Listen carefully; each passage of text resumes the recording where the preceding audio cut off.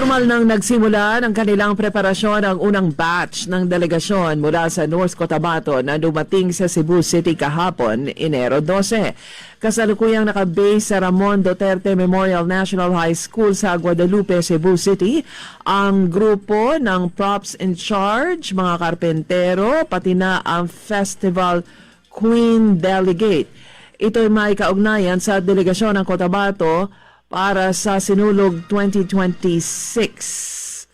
Layunin ng maagang pagdating ng nasabing grupo na maisaayos at masiguro ang tibay ng mga kagamitan para sa pagtatanghal ng Kalibungan Festival sa Sinulog Street Dancing Competition. Inaasahan namang darating sa mga susunod na araw ang main delegates na kinabibilangan ng mga dancer, musician at technical working group o TWG mula sa LGU Mlang at sa Kapitolyo. Ngayong umaga, isinagawa ang send-off ng Kalibungan Festival contingent para sa naturang kompetisyon.